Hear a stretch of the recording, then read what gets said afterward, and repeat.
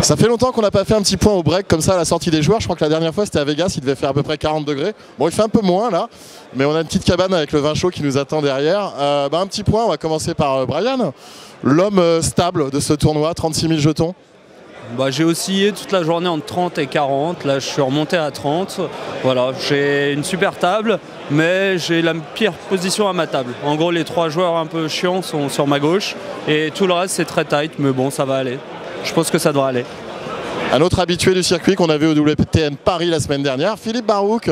Ça dit quoi, monsieur Barouk? Moi j'ai bien démarré, j'ai monté 40 000 jetons, ensuite j'ai commencé à descendre un petit peu, et j'ai pas freiné dans la descente. Donc je me suis attrapé quelques murs et là j'ai 12 000, voilà.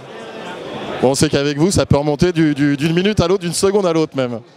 Puis un dernier que vous connaissez bien, on le présente plus, Philippe Torza, Prague c'est un peu chez lui aussi. J'ai vu que tu avais changé de table mon Filou. J'ai déjà changé de table, j'avais une très belle table au début avec des très bons joueurs, ça jouait très très bien au poker et là j'ai pris encore une belle table mais avec des Russes qui envoient pas mal de jetons, donc je fais attention, je grind, j'ai une image un peu serrée donc j'en profite. C'est bizarre.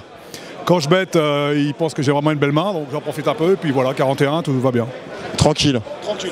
Bon, tu vois, objectif des 2 pour tout le monde, de toute façon. On va pas gagner le tournoi aujourd'hui, donc on va faire le day 2, ce serait bien déjà. En ce moment, j'en passe pas un day 1, donc on va... déjà bien d'en passer un, alors ce serait une victoire de passer un day 1 déjà.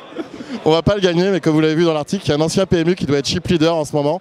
Yannick qui est monté à 130 000 jetons, en rappelant qu'hier le chip leader du DR1 a fini avec 150 000, donc il peut même à la limite aller manger un morceau sur la place du marché et revenir après. Voilà, on se retrouve encore 2 niveaux, on aura le dinner break et puis on va se retrouver jusqu'au bout de la nuit, 23h30 pour la fin de ce D1B. À tout à l'heure.